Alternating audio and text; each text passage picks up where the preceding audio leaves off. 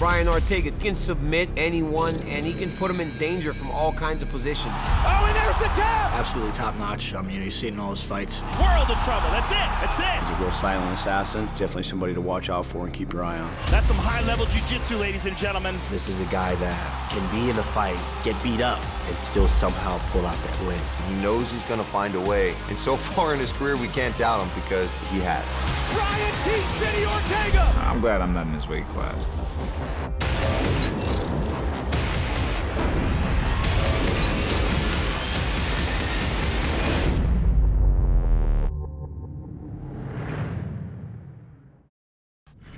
My first fight, I was nervous. It was the first time that my hard work, in my eyes, or my opinion, was coming finally to the real show, you know, and this is where I had to make my stamp. And all I could think of was like, whatever you do, don't fail. Dillashaw in a world of trouble. That's it. That's it. Wow. My second UFC fight was against Toyo Tires.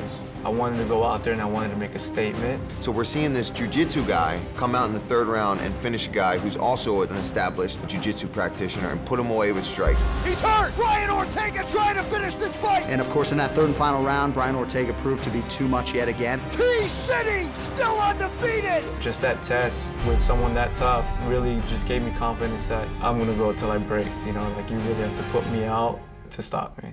The hype is real. After my fight with Toyo Tires, they matched me up with Diego Brandel. I knew that he had a very powerful overhand right. I knew he was a very emotional guy, but I also knew that he broke mentally. There are levels to this jiu-jitsu game, and even though somebody can be a Brazilian jiu-jitsu black belt, he couldn't fight off this triangle choke from T-City, one of the best guys to ever do it. They call me T-City for a reason, baby. Triangle City. To face a tough guy like that and finish him was another statement. Brian Ortega, ladies and gentlemen. For my fourth UFC fight, I was matched up against Clay Guida. Growing up, that was one of the guys I actually looked up to. I was still kind of fanboying out. I was like, oh, like Clay Guida's punching me right now. Oh, you got clipped. And then it had to come to the point, like, dude, get your head in the game. This guy does not care about you. He's trying to knock you out. Huge knee by Ortega. Couldn't have come at a better time because there was like 20 seconds left. Wow! They've thrown him to the wolves. He was the first guy to beat Renato Moicano, a Brazilian who many people believe is destined to be a future champion in the UFC.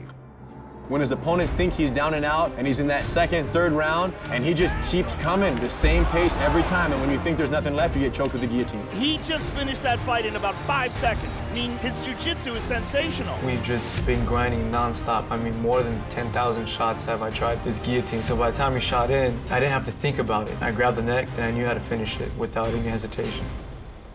My next fight was a UFC main event against Cub Swanson. It cannot be understated what is at stake between these two fighters tonight. What I've known about Cub Swanson is that he's a very dangerous man. You either get past him or you don't. You know, I feel a couple of it maybe getting the better on the feet a little bit, but you made that one mistake against Ortega and it's gonna cost you. Brian Ortega gave Swanson a piece of medicine that he doesn't like, which is submissions. He was able to get him down in the first round, almost land a choke that was super tight. It had Cub Swanson bug-eyed and just panicking. I honestly know I needed 3 to 4 more seconds and that's it. It would have been over.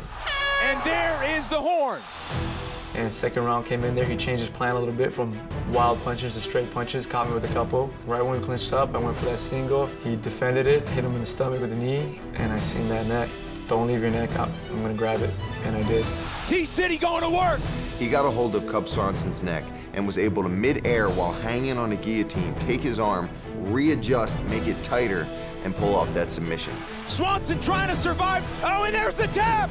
I've never seen anybody be able to adjust their grip in midair on a guillotine. That was pretty crazy. My neck just flared up and I panicked. I felt like I was gonna die. He really struck fear in Cub Swanson in a way that only the elite of the elite when it can do. How high is his ceiling? We still do not know. Brian Ortega has an air of greatness about him. He is an undefeated fighter. His jiu-jitsu is at the top of the food chain. His striking is ever improving. He's coming off of a knockout victory of one of the most durable fighters in the history of the sport in Frankie Edgar. Look at that, 3 jabs in a row. Oh, Ortega going high with a kick. Oh, Ortega looks so much bigger. Oh, he got stung, he got stung. Frankie's in trouble. Oh! Ortega with a combination. Oh! Oh! Knockdown for Ortega! T-City! Oh! He becomes the first man to finish Frankie Edgar. The way he was able to perform against former lightweight champion Frankie Edgar, against perennial contender Cub Swanson, against some of the very best contenders in the division, where time and time again, Brian Ortega has proven that he is a cut above the rest.